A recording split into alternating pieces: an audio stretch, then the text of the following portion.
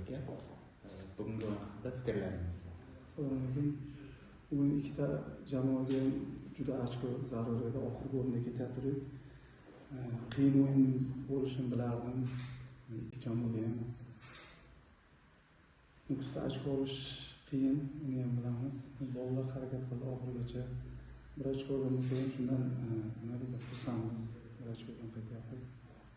Qiyin o'yin bo'ldi, bolalarga rahmat. Oxirigacha Samarqandcha g'alaba o'ynadi. Jamoa birinchi marta Pro Ligada qatnashyapti. Pro Liga darajasini qanaqa baholaysiz?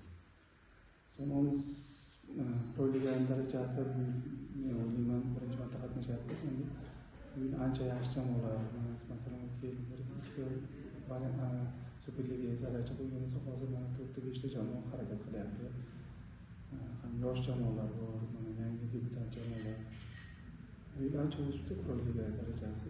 Biz ham sekin-sekin o'qitib shu darajamizni ko'tarib boramiz. Jamoani maqsadi qanaqa? Jamoamizning maqsadi mana shu o'yinchilarimizni Super Liga jamoalariga tayyorlab berish. Asosiy hamma mahalliy o'yinchilar bizda. Mana shu o'yinchilarni biz agar Super Liga jamoalariga tayyorlab berib, shu Super Ligada jamoalarda o'ynab ketsa xursand bo'lamiz. Keyingi o'yinlarda jamoaga g'alaba qozonish nimaga ko'proq urg'u berasiz? Biz jamoamizda o'yin tomonidan yaxshi jamoalar bilan teng-teng o'ynayapmiz. Faqat momentlar urishda ozroq bolalar o'ziga ishonch bo'lmayapti. Shu momentni ursak, hammasi yaxshi bo'lib ketsa kerak, xudo xohlasa.